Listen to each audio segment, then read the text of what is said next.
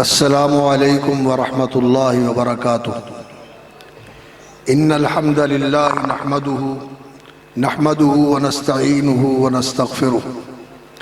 ونعوذ باللہ من شرور انفسنا وسیئات اعمالنا من یهده اللہ فلا مضل له ومن یضلل فلا ہادی له واشهد ان لا الہ الا اللہ وحدہ لا شریک له واشهد ان محمدا عبده ورسوله ارسله بالهدى ودين الحق ليظهره على الدين كله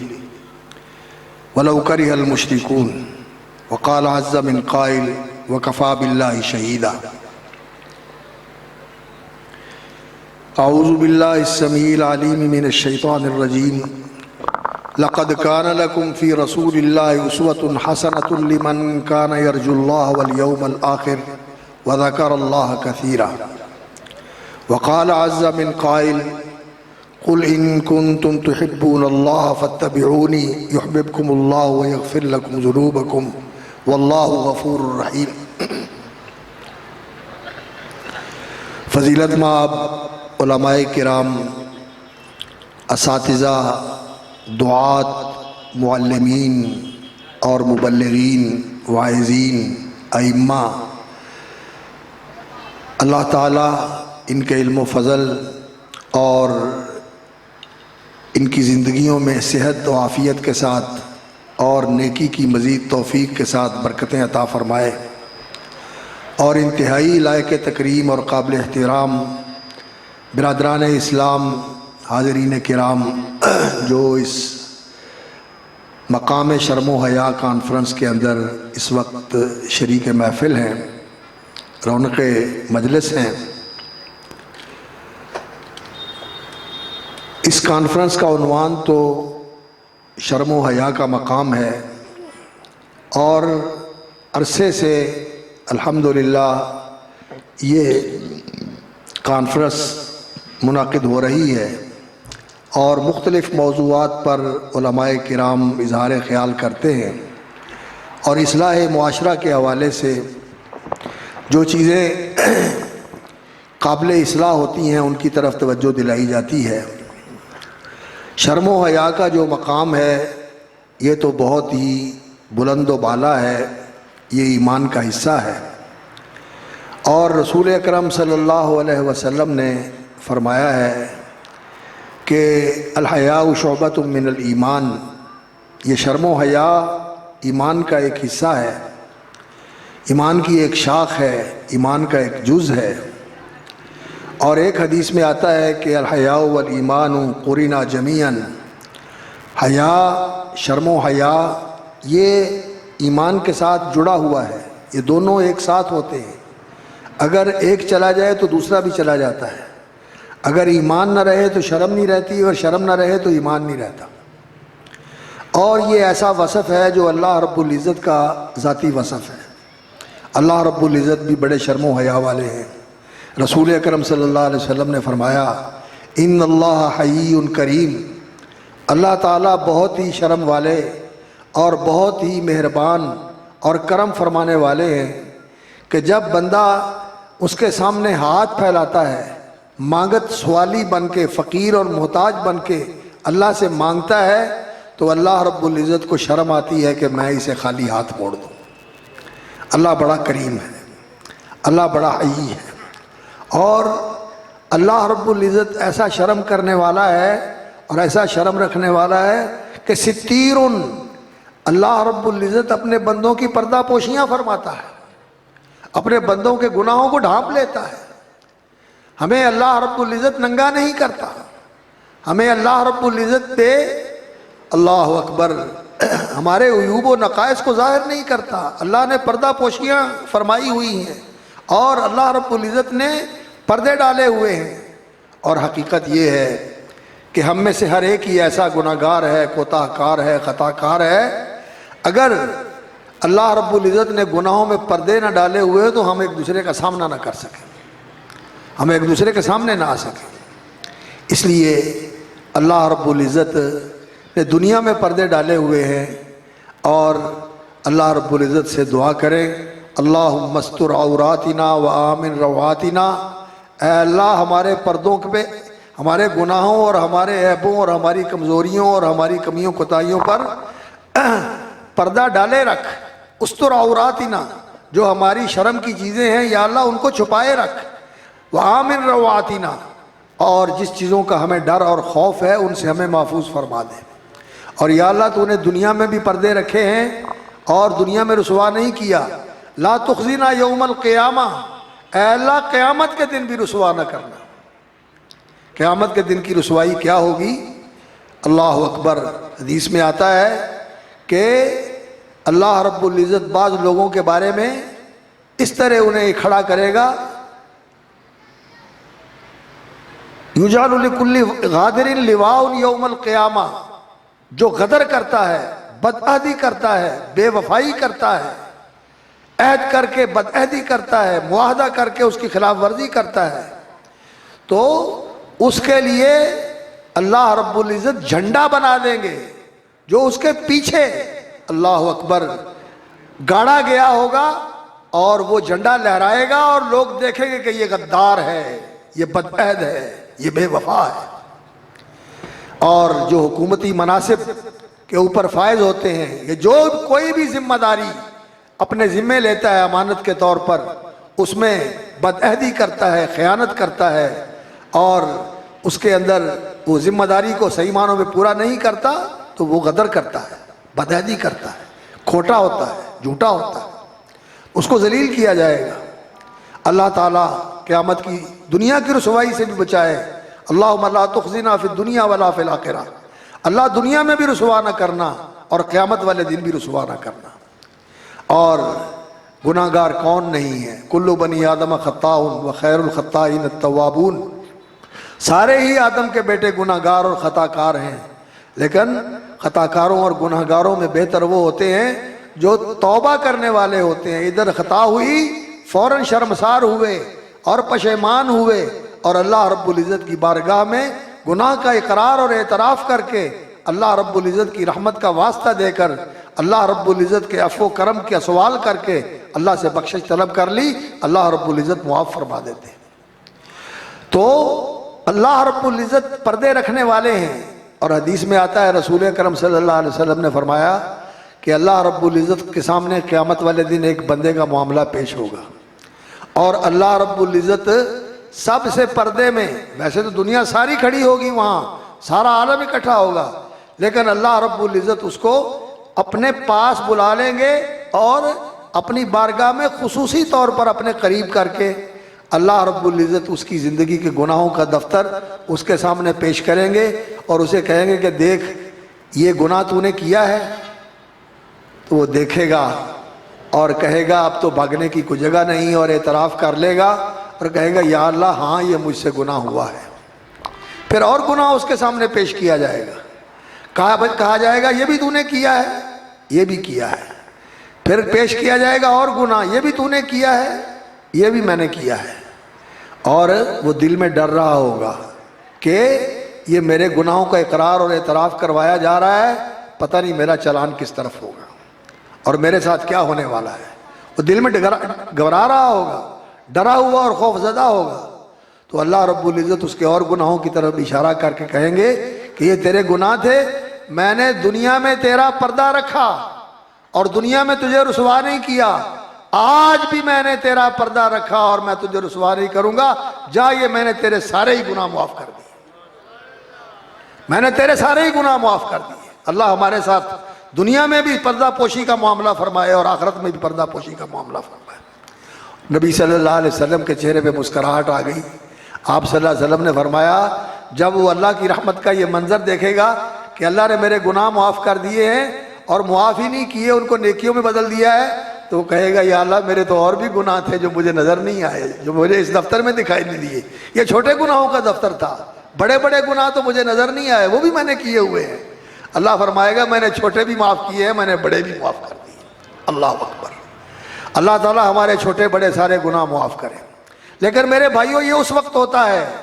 جب انسان یہاں اللہ کی شرم رکھے، یہاں اللہ سے حیا کرے، اللہ کی شرم رکھے۔ اللہ رب العزت کی شرم کیا ہے؟ نبی صلی اللہ علیہ وسلم نے فرمایا اللہ سے حیا کرو جیسے حیا کرنے کا حق ہے۔ تو صحابہ نے پوچھا الحمدللہ یا رسول اللہ، ہم اللہ سے شرم کرتے ہیں، اللہ کی حیا ہمیں ہے، ہم اللہ رب العزت کا لحاظ رکھتے ہیں، اللہ کا خیال رکھتے ہیں، اللہ کا دھیان رکھتے ہیں، اور ہم شرم و حیا کا پاس کرتے ہیں؟ تو رسول اکرم صلی اللہ علیہ وسلم نے فرمایا نہیں، اللہ اکبر، من حافظ الراس وما وعا، جو حفاظت کرے اپنے سر کی اور جو کچھ اس کے سر میں ہے، جو علم ہے، جو معلومات ہیں، جو چیزیں ہیں، ان کو یاد رکھے، انہیں فراموش نہ کرے، ان کو مستحضر رکھے، ان کے مطابق عمل کرے، اور ان سے غافل نہ ہو۔ من حافظ الراس وما وعا، جو اس کے ذہن میں محفوظ ہے اس کی حفاظت کرے، اس کو یاد رکھے اور اس کو عمل میں لے کے آئے، اسے بھلائے نہ، اسے نظر انداز نہ کرے، اسے بھولا بسرا نہ منائے، اسے یاد رکھے اور اس کے مطابق عمل کرے۔ جو آپ سنتے ہیں دین کے مسائل، اللہ کی تعلیمات، رسول اکرم صلی اللہ علیہ وسلم کے معمولات، آپ کی سنتیں، آپ کے طریقے، جو کچھ آپ سنتے ہیں ان کے مطابق عمل کریں، ان کو سن کر انسنا نہ کر دیں اور جان کر بھلا نہ دیں، ان سے غافل نہ ہو جائے۔ ان تحفظ الراس وما وعا وان تحفظ البطن وما حوا، اور انسان اپنے پیٹ کی حفاظت کرے، پیٹ کی حفاظت، وما حوا، اور جو کچھ اس پیٹ کے اندر ہے۔ ایک تو یہ ہے کہ انسان اس پیٹ کی حفاظت کرے، اس میں لقمہ حرام نہ جانے دے، لقمہ حرام نہ جانے دے۔ لقمہ حرام، آج ہمارا یہ حال ہے کہ ہم مردار تو نہیں کھاتے جانتے بوجھتے ہوئے، لیکن افسوس کہ ایسے مسلمان ہیں اور ایسے کلمہ پڑھنے والے، اپنے آپ کو مسلمان کہنے والے موجود ہیں جو مردہ جانور بیچ دیتے ہیں، مردہ مرغیاں بیچ دیتے ہیں، مردہ جانور بیچ دیتے ہیں، حرام جانور لوگوں کو کھلا دیتے ہیں۔ ہم بظاہر تو حرام سے بچتے ہیں، لیکن رشوت کھاتے ہوئے اور غصب کرتے ہوئے، خیانت کرتے ہوئے، بددیانتی کرتے ہوئے، جھوٹ بول کے مال بیچتے ہوئے، جعلی مال بیچتے ہوئے، ہمیں اس بات کا خیال نہیں آتا کہ میں حرام کھا رہا ہوں، بلکہ لوگ تو لطیفے کے طور پر بیان کرتے ہیں کہ جب قربانی کے دن آ جاتے ہیں تو یہ جو ادھر ادھر سڑکوں کے اوپر کھڑے ہوتے ہیں وہ جرمانے کرنے شروع کر دیتے ہیں اور لوگوں سے پیسے وصول کرنے شروع کر دیتے ہیں، کہتے ہیں صاحب نے قربانیاں کرنی اس لیے ہم پیسے اکٹھے کر رہے ہیں۔ تو اس طرح کے کام کر کے لوگ پیسہ اکٹھا کرتے ہیں۔ ان تحفظ البطن وما حوا، جو پیٹ میں جاتا ہے یہ لقمہ حرام نہیں ہونا چاہیے، کسی کا مال نہیں ہونا چاہیے، یہ چوری کا مال نہیں ہونا چاہیے، یہ جال سازی اور فریب کاری کا مال نہیں ہونا چاہیے، یہ کاروبار میں بددیانتی کا مال نہیں ہونا چاہیے۔ ان تحفظ البطن وما حوا، اور پیٹ کے اندر جو ہے اس کی حفاظت کرو، اس کے اندر انسان کی شرمگاہ آتی ہے جس کا مرکز یہ پیٹ ہے، اور پیٹ ہی شہوات کا مرکز ہے۔ اللہ اکبر، انسان اپنی شرمگاہ کی حفاظت کرے۔ رسول اکرم صلی اللہ علیہ وسلم نے فرمایا جو آدمی مجھے ضمانت دے دیتا ہے ما بین لحییہ و ما بین رجلیہ، یہ جو اس کے دو جبڑوں کے درمیان یہ بولتی زبان ہے، اس کی مجھے ضمانت دے دے کہ یہ سچ بولے گی، یہ جھوٹ نہیں بولے گی، یہ غیبت نہیں کرے گی، یہ کسی کو ایذا دینے والا کلمہ منہ سے نہیں نکالے گی، یہ بد زبانی نہیں کرے گی، یہ بد کلامی نہیں کرے گی، جو مجھے اس کی ضمانت دیتا ہے اور مجھے شرمگاہ کی حفاظت دیتا ہے، جو دو اس کی ٹانگوں کے درمیان شرمگاہ ہے، کہ اس کو جائز اور حلال جگہ پر استعمال کرے گا اور اللہ کی حدود سے تجاوز نہیں کرے گا، اللہ کے احکام کی مخالفت نہیں کرے گا، اپنی شرمگاہ، اپنی پاک بازی، اپنی عفت اور اپنی پرہیزگاری کی حفاظت کرے گا، جائز اور حلال رشتے کے تک اپنے آپ کو محدود رکھے گا اور اس سے آگے نہیں بڑھے گا۔ اس کا کیا مطلب ہوا؟ وہ جنسی آوارگی کا شکار نہیں ہوگا، وہ جنس پرستی کا شکار نہیں ہوگا، وہ ہم جنس پرستی کا بھی شکار نہیں ہوگا، اور بدکاری اور بدعملی کا بھی شکار نہیں ہوگا، اپنے آپ کو پاک باز رکھے گا۔ میں اس کو جنت کی ضمانت دیتا ہوں، انا اضمن له الجنہ۔ تو ان تحفظ البطن وما حوا، ہوا کے اندر یہ انسان کی شرمگاہ بھی آتی ہے اور انسان کی ہرس بھی آتی ہے۔ یہ پیٹ جو ہے یہ بڑا حریص ہے، دولت کا اور مال کا بڑا حریص ہے کہ یہ بھی لے لوں، وہ بھی لے لوں، یہ بھی لے لوں، یہ بھی لے لوں۔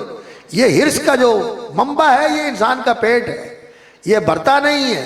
یہ جتنا مرضی اکٹھا کر لے انسان، رسول اکرم صلی اللہ علیہ وسلم کا فرمان ہے، آپ صلی اللہ علیہ وسلم نے فرمایا لو کان لابن آدم واد من ذہب، جب آدم کے بیٹے کو اللہ تعالیٰ سونے کی بھری ہوئی وادی دے دے تو اس کا پیٹ نہیں بھرتا، یہ دوسری چاہتا ہے کہ مجھے دوسری وادی مل جائے، دوسری بھی اس کو مل جائے تو تیسری چاہتا ہے، ولا یملأ جوف ابن آدم الا التراب، یہ قبر کی مٹی اس کا پیٹ بھرے گی۔ یہ قبر کے اندر جو ہرس ہے، پیٹ کے اندر جو ہرس ہے، اس ہرس کا علاج قبر کی مٹی کے سوا کسی اور چیز میں نہیں ہے۔ تو انسان اس کو بھرنے کے لیے بے تاب نہ ہو، انسان قانع ہو۔ نبی صلی اللہ علیہ وسلم نے فرمایا قد افلح من اسلم ورزق کفافا وقنعہ اللہ بما آتا، یقیناً وہ شخص کامیاب ہو گیا، من رزق کفافا، جس کو اللہ نے ضرورت کے مطابق روزی دے دی کہ اس کا گزارا چل رہا ہے۔ قد افلح من اسلم، وہ مسلمان بن گیا اور ضرورت کا رزق اللہ نے اس کو دے دیا۔ قد افلح من اسلم ورزق کفافا وقنعہ اللہ بما آتا، اور اللہ رب العزت نے اسے قناعت کی دولت عطا فرما دی۔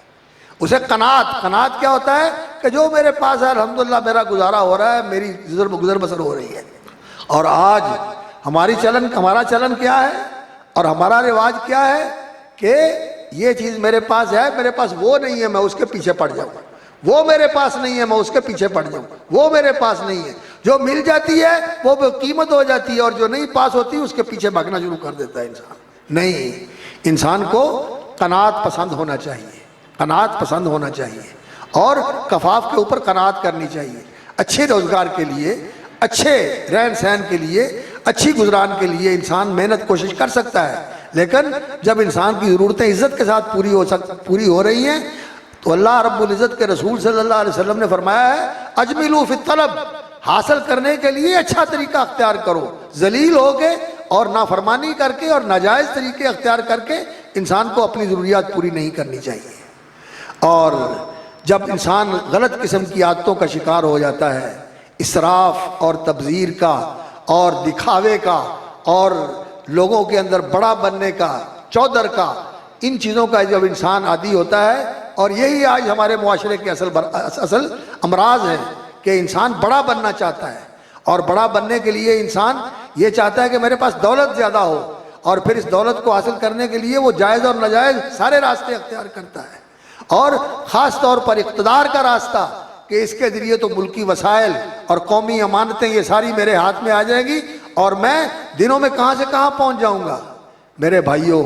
یہ راستہ تباہی کا راستہ ہے، یہ تباہی کا راستہ ہے۔ اقتدار بہت بڑی امانت ہے، یہ بہت بڑی ذمہ داری ہے۔ رسول اکرم صلی اللہ علیہ وسلم نے فرمایا ما من امیر عشرۃ، جو 10 آدمیوں کے اوپر حکمران اور امیر اور ذمہ دار ہوتا ہے، قیامت والے دن اس کو لایا جائے گا اور اس کے دونوں ہاتھ باندھ کر گلے کے ساتھ ایسے باندھے ہوئے ہوں گے۔ اب اس کا عدل اور اس کا انصاف اور اس کا صحیح طرز عمل یہ تو اس کو چھڑا دے گا، وگرنہ اگر اس نے زیادتی کی، خیانت کی اور ان کے ساتھ ظلم کیا تو یہ 10 آدمیوں کا امیر جو ہے یہ قیامت کے دن پکڑ کے جہنم میں ڈال دیا جائے گا۔ ہم لوگ سمجھتے ہیں کہ میں نے یہ اس کو حاصل کرنا ہے۔ پہلے تو خیر یہ سیاسی لوگ ہی تھے، اب تو ماشاءاللہ مذہبی لوگ بھی اس میدان میں بہت آگے ہیں، اگرچہ ان کا یہ منشا ہے اور وہ یہ سمجھتے ہیں کہ ہم آگے آ کر جو ہے وہ دین کا نفاذ کریں گے۔ اور چلو آگے آ کر دین کے نفاذ کرنے کے لیے تو تم اس لائن میں لگے ہوئے ہو، جو تمہارا راستہ ہے وہاں تو تم دین کا نفاذ کر لو، جو تمہارے اختیار میں ہے وہاں تو دین کا نفاذ کر لو۔ ہمارا چلن ہے کہ ہم زیادتی کرتے ہیں اپنی بڑائی ظاہر کرنے کے لیے، اپنی قوت ظاہر کرنے کے لیے، اپنی برتری ظاہر کرنے کے لیے قبضے کرتے ہیں، مار دھاڑ کرتے ہیں، لوگوں کو نیچا دکھاتے ہیں، ان کے خلاف جھوٹے مقدمے دائر کرتے ہیں۔ میرے بھائیوں، یہ رسم اور یہ چلن یہ تباہی کا چلن ہے۔ نبی صلی اللہ علیہ وسلم نے فرمایا ایاکم والظلم فإن الظلم ظلمات یوم القیامہ، کسی پر ظلم کرنے سے بچو۔ قدسی حدیث ہے، اللہ رب العزت نے فرمایا یا عبادی انی حرمت ظلم علی نفسی وجعلتہ محرما بینکم محرما فلا تظالموا۔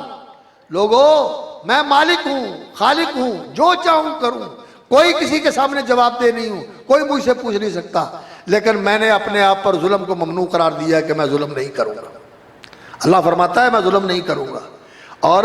تمہیں بھی میں یہ کہتا ہوں کہ ظلم نہ کیا کرو۔ اور اللہ رب العزت نے قرآن مجید میں فرمایا ہے کہ اللہ نے 12 مہینے بنائے ہیں، فلا تظلموا فیہن انفسکم، ان میں سے 4 حرمت والے مہینے ہیں۔ بعض علماء تو کہتے ہیں یہ 4 مہینوں کی طرف لوٹتی ہے ضمیر فیہن کی، اور بعض کہتے ہیں 12 مہینوں میں ہی انسان کو ظلم نہیں کرنا چاہیے۔ جو دوسرے پر ظلم کرتا ہے، یہ دوسرے پر ظلم انسان کا اپنے آپ پر ظلم ہوتا ہے۔ کیوں؟ اس لیے کہ جس پر ظلم کیا گیا ہے قیامت والے دن یہ اللہ کی بارگاہ میں پیش ہوگا، اور اللہ رب العزت نے وہ عدل اور انصاف کا دن بنایا ہوا ہے، اس دن عدل اور انصاف ہوگا۔ رسول اکرم صلی اللہ علیہ وسلم نے فرمایا یقاد للشاۃ الجلحاء من الشاۃ القرناء، اگر کسی سینگ والی بکری نے بے سینگ والی بکری کو سینگ مار کے تکلیف پہنچائی ہے، زخمی کیا ہے، تو اللہ تعالیٰ اس بے سینگ والی بکری کو بھی بدلہ لے کے دے گا، اور یہ قصاص لے گی اپنا اس سینگ والی بکری سے۔ جانوروں کے ظلم کا بھی اللہ رب العزت نے اس دن محاسبہ کر کے اور ان کو جزا دینی ہے، اور انسانوں کا ظلم تو کس طرح ان کو پکڑوا دے گا۔ اس لیے میرے بھائیوں، معاشرے کے اندر ظلم نہیں کرنا چاہیے، کسی پر زیادتی نہیں کرنی چاہیے، اور حسد نہیں کرنا چاہیے۔ کسی آدمی کو انسان دیکھے کہ اللہ رب العزت نے اس پر کرم کیا ہے تو انسان کہے ایدہ ککھ نہ روے، یہ برباد ہو جائے، اور اللہ اکبر اس کی زوال نعمت کی تمنا کرے، اور پھر اس کو بدنام کرنے کے لیے وہ اسی جاننے ہیں نو ایدہ پلانا فلانا انج ہوندا سی، ایدہ کل انج ہوندا سی، ایدہ کل میرے کو اس طرح آیا سی اج اس طرح دا ہو گیا، اس کو بدنام کرنے کے لیے، اس کو ذلیل کرنے کے لیے، اس کی برائی کرنے کے لیے اس کے بارے میں ایسی زبان کھولے۔ یہ حسد، رسول اکرم صلی اللہ علیہ وسلم نے فرمایا اس حسد سے بچو۔ یہ حسد ہمارے معاشرے میں بہت زیادہ پایا جاتا ہے، جس کو کوئی چھوڑی بہت عزت مل جاتی ہے لوگ اس پر حسد کرنا شروع کر دیتے ہیں۔ وَمِن شَرِّ حَاسِدٍ إِذَا حَسَد، حاسد کے شر سے اللہ رب العزت کی پناہ مانگی ہے۔ اور حاسد جو ہوتا ہے یہ زندگی میں اس کو سکھ نہیں ہوتا، یہ ہر وقت دکھی رہتا ہے، جلتا رہتا ہے، اپنے اندر کی آگ کے ساتھ خود ہی جلتا رہتا ہے۔ اس لیے انسان کو حسد سے بچنا چاہیے۔ نبی صلی اللہ علیہ وسلم کا فرمان ہے لا تحاسدوا، آپس میں ایک دوسرے پر حسد نہ کرو۔ ہاں، جس کو اللہ نے نعمت دی ہے دیکھ کے کہا کرو ماشاءاللہ، تبارک اللہ، اللہ برکت دے، اللہ سلامت رکھے، اللہ اس نعمت سے اس کو متمتع فرمائے، اس سے فائدہ اٹھائے، اس سے نفع اٹھائے، اور اس کو استعمال کرے۔ اور اللہ رب العزت سے دل میں دعا، دل میں چاہت آتی ہے کہ مجھے بھی مل جائے، تو یہ کہے یا اللہ اس کو، اس نعمت کو اس کے لیے مبارک کر دے اور مجھے بھی عطا فرما دے۔ یہ رشک ہے، اس کو غبطہ کہتے ہیں، یہ جائز ہے۔ لیکن یہ کہنا کہ ایدے کل نہ روے، ایدہ ککھ نہ روے، ایدہ سارا کچھ رڑ جائے، ایدی ہر شے ختم ہو جائے، یہ حسد ہے۔ حسد نہیں کرنا چاہیے۔ نبی صلی اللہ علیہ وسلم نے فرمایا لا تحاسدوا ولا تباغضوا، اور بغض نہ رکھو، آپس میں ایک دوسرے کے متعلق کرود، کوڑ اور گرا دے کر، دل میں نفرت اور کراہت کی گرا دے کر دل کے اندر باندھا ہوا ہے کہ میں نے اس کو ساتھ جو ہے نا سیدھے نہیں ہو رہا، اور اگر یہ میرے دانت کے نیچے آ گیا تو میں نے اس کو بتا دینا ہے کہ میں کیا ہوں۔ یہ بغض، اندر کی عداوت، اندر کی دشمنی، یہ مسلمان کو مسلمان کے ساتھ نہیں رکھنی چاہیے۔ لا تباغضوا ولا تحاسدوا اور ولا تدابروا، رسول اکرم صلی اللہ علیہ وسلم نے فرمایا کہ ایک دوسرے سے منہ نہ موڑو، ایک دوسرے کو ملو تو کھلتے ہوئے مسکراتے ہوئے چہرے کے ساتھ السلام علیکم ورحمۃ اللہ، وعلیکم السلام ورحمۃ اللہ، اللہ تعالیٰ آپ کو برکت دے، اللہ آپ کو عافیت دے، آپ کو سلامت رکھے، با کرامت رکھے، آپ کی زندگی میں برکت دے، صحت میں برکت دے۔ ایک دوسرے کو دعائیں دیا کرو۔ عربوں کا بڑا اچھا طریقہ ہے، جب ملتے ہیں حیاک اللہ، اللہ آپ کو سلامت رکھے، بارک اللہ فیک، اللہ آپ کو برکت دے، اللہ یعطیک العافیہ، اللہ آپ کو عافیت اور سلامتی بخشے۔ اور ہمارا کیا حال ہے؟ پہلے تو سلام ہی نہیں کرتے، اور سنا کیا حال ہے، تگڑا ہے۔ بھائی ایک دوسرے کو سلام کرنا چاہیے، گھر میں بھی جاؤ سلام کرو، گھر سے آؤ سلام کر کے نکلو، گھر میں جاؤ تو سلام کرو جا کے۔ رسول اکرم صلی اللہ علیہ وسلم نے فرمایا 3 قسم کے بندے ہیں جو اللہ کہتا ہے کہ میں ان کا ضامن ہوں، میں ان کا ضامن ہوں۔ کیا، کس چیز کا ضامن ہوں؟ اللہ کہتا ہے میں اس کا ضامن ہوں، ان عاشا رزق و کفیہ و ان ماتا ادخلتہ الجنہ، اگر یہ زندہ رہے گا تو میں اس کو رزق دوں گا اور اس کے سارے کاموں کے لیے کافی ہو جاؤں گا، اللہ ضامن ہے۔ اور اگر یہ فوت ہو گیا تو میں اس کو جنت میں داخل کروں گا، اللہ ضامن ہے۔ ان میں سے ایک آدمی وہ ہے جو اپنے گھر میں جاتا ہے تو سلام کہتا ہے اور گھر سے نکلتا ہے تو سلام کہتا ہے۔ ہمارا یہ طریقہ ہے ہماری یہ چلن ہے، گھر میں جاتے ہوئے سلام کہتے ہوئے ہمیں شرم آتی ہے، اور عزیزوں کو، بچوں کو، گھر والوں کو سلام کہتے ہوئے ہمیں یہ آتا ہے ان کا رہا ہے سلام آکھنا۔ میرے بھائیو سلام کہے، افشو السلام، رسول اکرم صلی اللہ علیہ وسلم نے فرمایا سلام عام کرو، سلام پھیلاؤ، تدخل الجنت بسلام۔ اور بھی دوسری چیزیں بتائی نبی صلی اللہ علیہ وسلم نے، کھانا کھلایا کرو، رات کو نوافل پڑھا کرو، اور سلام کو عام کیا کرو، اللہ رب العزت سلامتی کے ساتھ تمہیں جنت میں داخل کر دے گا۔ تو حسد سے اپنے آپ کو بچاؤ، بغض سے بچاؤ، اور ایک دوسرے کے ساتھ ملو تو بڑے خندہ پیشانی کے ساتھ، خندہ روئی کے ساتھ ملیں، مسکراتے ہوئے چہرے کے ساتھ ملیں، کھلے ہوئے چہرے کے ساتھ ملیں، اور سلام کہیں اور مصافحہ کریں۔ اللہ اکبر، جب مصافحہ کرتے ہیں ایک دوسرے سے تو اللہ تعالیٰ گناہ جھاڑ دیتے ہیں، اللہ تعالیٰ گناہ جھاڑ دیتے ہیں۔ اور بد زبانی نہ کریں، گالی نہ دیا کریں۔ ہم دوستوں کے ساتھ بیٹھے ہوں، مذاق میں تیری ایسی، فلاں ایسی، تو ایسے، فلاں ایسا، نہیں، نہ بد زبانی کرنی چاہیے اور نہ گالی گلوچ کرنا چاہیے۔ نبی صلی اللہ علیہ وسلم کا فرمان ہے ایاکم والظلم، لوگوں ظلم سے بچو، وایاکم الفحش والتفاحش، بد زبانی اور یاوہ گوئی سے بچو، بد زبانی سے بچو، گالم گلوچ، گندا بول نہیں بولنا چاہیے، گالی نہیں دینی چاہیے، برا لفظ نہیں نکالنا چاہیے۔ ہمارے منہ سے ایسے ہی گالیاں نکلتی رہتی ہے، کسی کی ماں کو گالی دے دی، کسی کی بیٹی کو، کسی کی بہن کو، اور کسی کو خود کو گالی دے دی، تو ایسا ہے، تو ایسا ہے، تو ایسا ہے، ہمازہ لمازہ، تانے دینے والا اور عیب چینی کرنے والا اور ذلیل کرنے والا۔ نبی صلی اللہ علیہ وسلم نے ایسے آدمی کو حماز مشاء بنمیم، اللہ نے قرآن میں بھی اس کی مذمت کی ہے، اور قرآن مجید کی ایک سورت ہے سورۃ الہمزہ، ویل لکل ہمزۃ لمزہ، وہ آدمی جو کہ لوگوں کے عیب ان کے سامنے ذکر کر کے ان کو ذلیل کرتا ہے، اور ان کے نقائص اور عیب جو ہے ان کو تلاش کر کے ان کو تانے دیتا ہے، ہمز اور لمز کرتا ہے، اس کے لیے تباہی اور بربادی ہے۔ تو انسان کو ایسا نہیں ہونا چاہیے، انسان کو ایسا ہونا چاہیے جو خوش کلام ہو، جو میٹھی زبان والا ہو، اور اس کی زبان سے کسی کو اذیت نہ پہنچے۔ اور فرمایا ایاکم والفحش والتفاحش ان اللہ لا يحب الفحش والتفاحش، اللہ رب العزت اس بات کو پسند نہیں کرتا کہ انسان بد زبان ہو، بد کلامی کرنے والا ہو، نہ تو یہ کہ آدمی روا روی میں کر دے، اور نہ تکلف کے ساتھ سوچ کر ایسی گالی نکالے کہ وہ سمجھے کہ ایسی گالی اس کو کسی نے نہیں دی ہوگی۔ اس چیز سے انسان کو بچنا چاہیے، اس سے پرہیز کرنا چاہیے، یہ چھوڑنا چاہیے، یہ طریقہ صحیح نہیں ہے۔ وَإِيَّاكُمْ وَالشُّحَّ، ہرس شدید قسم کی اور بخل شدید قسم کا، اس سے بھی اپنے آپ کو بچاؤ، یہ چیز بھی انسان کے لیے تباہ کن ہے۔ نبی صلی اللہ علیہ وسلم نے فرمایا ایاکم والشح فإن الشح اہلک من کان قبلکم، یہ شح اللہ نے قرآن میں فرمایا ومن یوق شح نفسہ فاولئک هم المفلحون، جو اس اندر کے شح سے بچ گیا، بخل شدید قسم کا، طمع اور لالچ شدید قسم کا، اس طمع اور لالچ سے بچ گیا، اور اس بخل اور حرص سے بچ گیا، جو آدمی اس سے بچ گیا وہ کامیاب ہے۔ تو آج یہ چیز ہمارے معاشرے کے اندر بہت زیادہ ہے، اسی سے ہی انسان جو لینا ہوتا ہے اس کے لیے تو چاہتا ہے کہ میں چھین کر لے لوں، جو دینا ہوتا ہے تو کہتا ہے کسی طرح میں بچ ہی جاؤں، مجھے نہ دینا پڑے، حصہ دینا پڑے، اس سے بھی بھاگتا ہے، اگر کسی کا حق بنتا ہے وہ دینا پڑے اس سے بھی بھاگتا ہے، حتیٰ کہ لوگ قرض لے کر قرض دینے سے بھی بھاگتے ہیں، کہتے ہیں یہ تو لوگوں کا مال ہمارے ہاتھ آ گیا، بہت اچھا ہوا۔ مارکیٹ کے اندر ہم سنتے رہتے ہیں، فیصل آباد کی مارکیٹ میں، سوتر منڈی کے اندر کروڑوں روپیہ لوگوں کا لیا، اکٹھا کیا، اور اس کے بعد غائب ہو گیا اور بھاگ گیا، بیرون ملک جا کے اپنا کاروبار سیٹ کر لیا، اور وہ دینے والے بیچارے وہ دیکھتے رہ گئے کہ وہ کہاں سے کہاں چلا گیا۔ میرے بھائیوں، کہ قرض کا معاملہ بھی بڑا سنگین معاملہ ہے، جس کے ذمہ قرض ہے، نبی صلی اللہ علیہ وسلم نے فرمایا ایاکم والدین، قرض سے بچو، قرض لینے سے بچو۔ یہ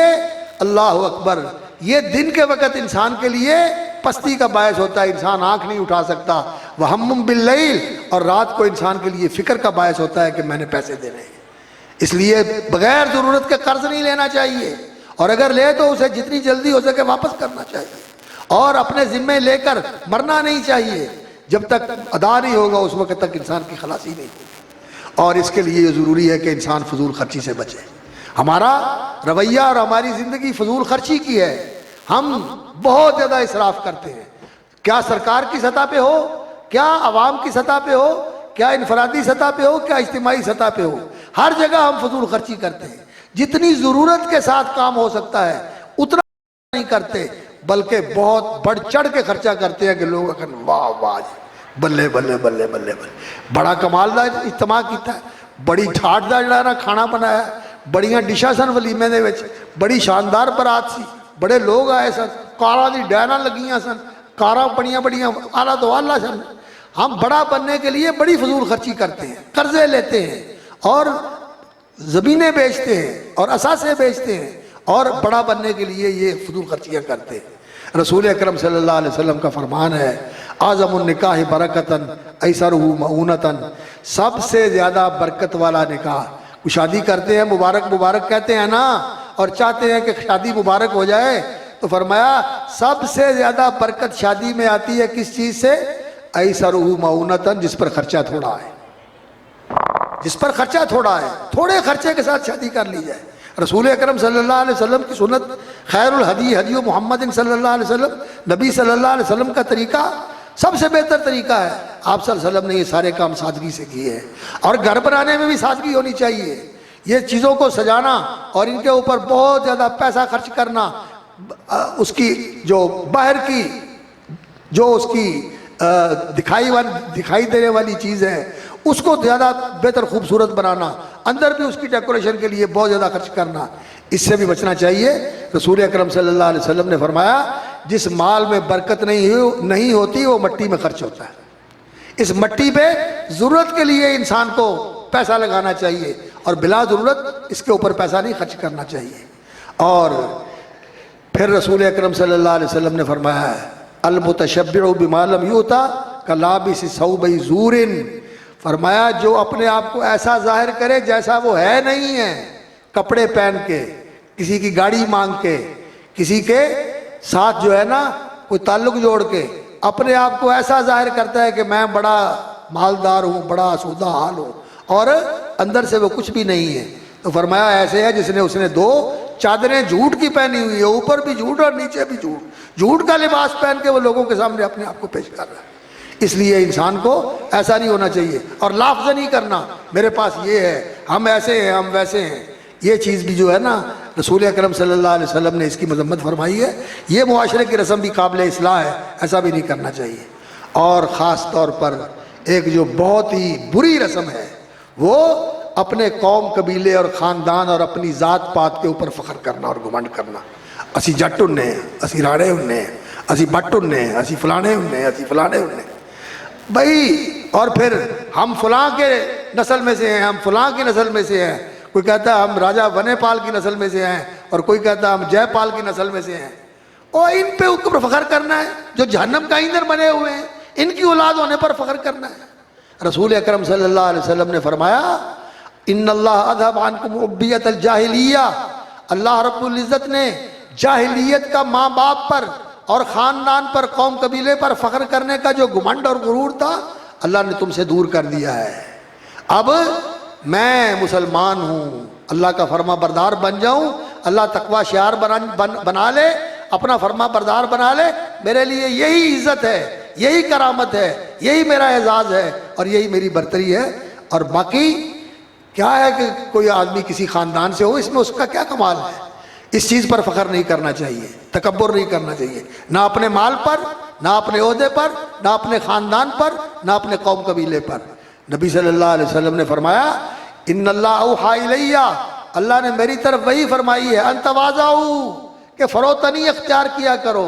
نیچے بن کے رہا کرو، بڑے نہ بنا کرو، اپنے آپ کو اٹھایا نہ کرو، اپنے آپ کو نیچا رکھا کرو۔ لا یفخر احد علی احد، کوئی کسی پر فخر نہ جتائے، اور لا یبغی بعضکم علی بعض، کوئی دوسرے کے اوپر زیادتی نہ کرے، ظلم نہ کرے۔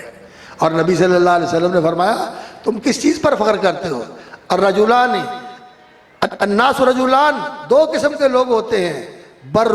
تقی کریم علی اللہ عز وجل، ایک تو وہ ہے جو نیکوکار ہو، تقوی شعار ہو، پرہیزگار ہو، اور اللہ کے ہاں اس کی عزت ہو، اور اللہ اکبر فاجر شقی، یا بدکار ہے، بدبخت ہے، اور اللہ کے ہاں اس کی قیمت نہیں ہے۔ اور خاص طور پر اس کی نبی صلی اللہ علیہ وسلم نے مذمت فرمائی. فرمایا لَيَنْتَهِيَنَّ أَقْوَامٌ عَنْ تَفَاخُرِهِمْ وَتَعَاظُمِهِمْ بِالْآبَاءِ، یہ جو اپنے باپ دادوں پر اور اپنے قوم قبیلے پر فخر کرتے ہیں یہ اس سے باز آ جائے، نہیں تو اللہ رب العزت کے ہاں یہ اتنے ذلیل ہوں گے جیسے گندگی کے کیڑے ہوں گے، ان کی اللہ کے ہاں وہی حیثیت ہوگی. اس لیے میرے بھائیوں یہ خاندان پہ گھمنڈ یہ انسان کو جائز نہیں ہے، انسان کے لیے روا نہیں ہے. انسان کو تواضع اختیار کرنی چاہیے. یہ جو ہمارے ذات پات کے مسئلے ہیں یہ ہم نے بنائے ہوئے ہیں، دین کے اندر ان کی کوئی حیثیت نہیں. اللہ کے ہاں ان اکرمکم عند اللہ اتقاکم، جو زیادہ تقوی شعار ہے وہی اللہ کے ہاں معتبر اور اللہ کے ہاں معزز اور مکرم ہے. اللہ اس کو عزت دینے والا ہے. للہ العزت ولرسولہ وللمؤمنین، عزت اللہ کے لیے ہے، اللہ کے رسول کے لیے ہے اور اہل ایمان کے لیے ہے. عزت والا وہ ہے جو صاحب ایمان ہے. اس لیے انسان کو تقوی کی دولت حاصل کرنے کی کوشش کرنی چاہیے. اور باقی جن چیزوں پر ہم فخر کرتے ہیں یہ چیزیں فخر کرنے کی نہیں ہیں. مال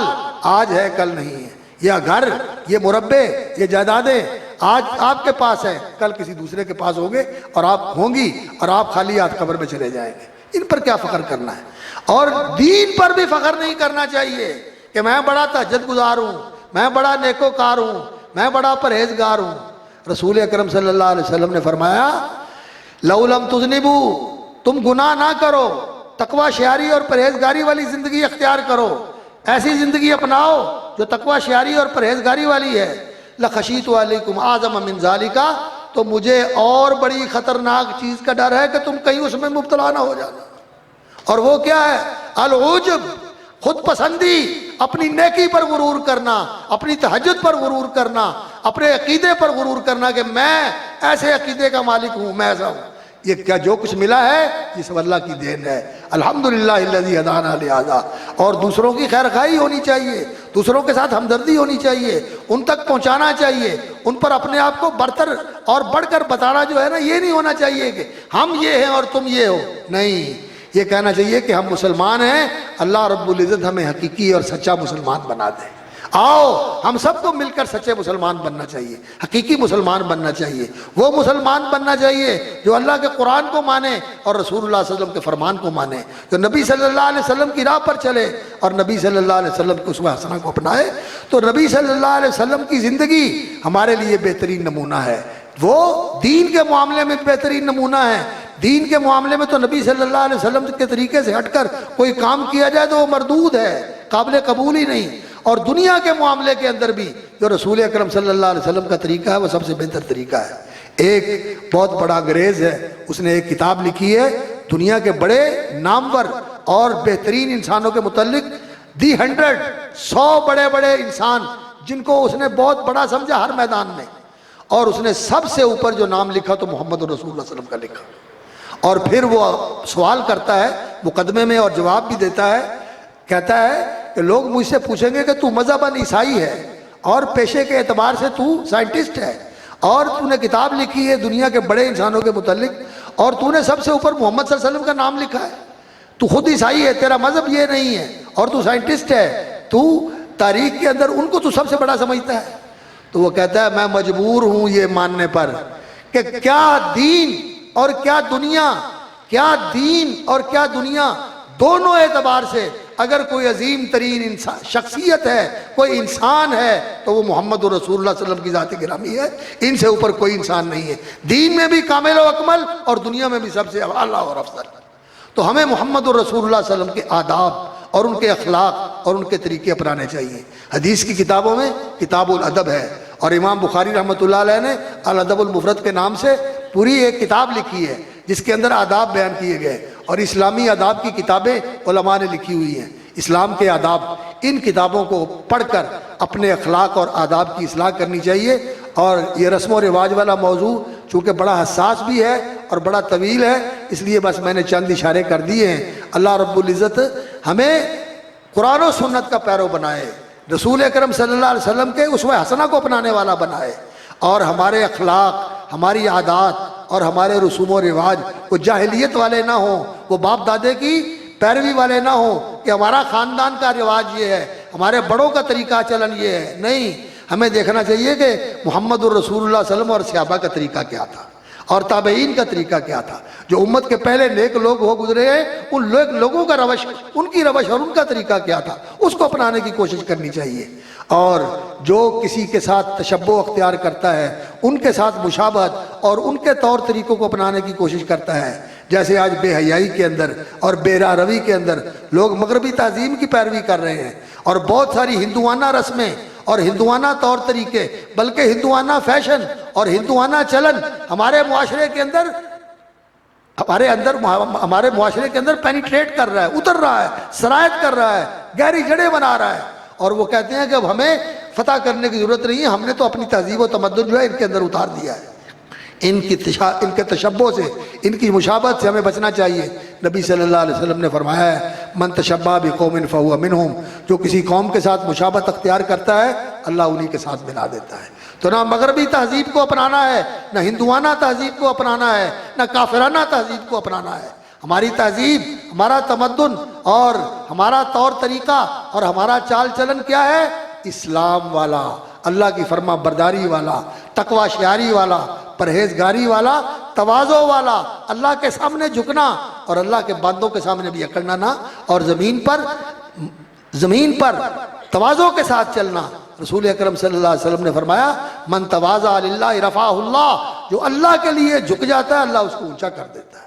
اللہ اس کو سربلندی عطا فرما دیتا ہے، سرفرازی عطا فرما دیتا ہے۔ میں شکر گزار ہوں اپنے عزیز مکرم محترم کا، جو اس کانفرنس کا اور ان کے رفقاء کا جو اس کا اہتمام کرتے ہیں، اہل علم کو دعوت دیتے ہیں، اور آپ لوگ بھی محبت کے ساتھ شریک ہوتے ہیں۔ جو کچھ کہا گیا سنا گیا اللہ اس پر عمل کرنے کی توفیق عطا فرمائے، اور یہاں آپ کا بیٹھنا اور جمع ہونا یہ اس حدیث کا مصداق ہو کہ جو لوگ اللہ کا ذکر سننے کے لیے، قرآن حدیث کی باتیں سننے کے لیے اکٹھے ہوتے ہیں، اللہ کے فرشتے ان کو گھیر لیتے ہیں اور اللہ ان کے نام لے کر اپنے فرشتوں میں ذکر کرتے ہیں، اور اللہ کہتے ہیں گواہ رہنا فرشتوں میں نے ان کو بخش دیا، یہ جنت کے طالب ہیں میں نے ان کو دے دی، یہ جہنم سے ڈرتے ہیں میں نے ان کو بچا لیا۔ اور جب نکل کے جہاں سے جاتے ہیں تو اللہ کی رحمتیں سمیٹ کے جاتے ہیں، اللہ رب العزت کی طرف سے اعلان کیا جاتا ہے کہ جاؤ اپنے گھروں کو، تمہارے گناہوں کو نیکیوں میں بدل دیا گیا اور اللہ رب العزت نے تمہیں معاف کر دیا اور اللہ کی رحمتیں سمیٹ کر تم جا رہے ہو۔ اللہ تعالی ہم سب کو ان میں شامل فرمائے۔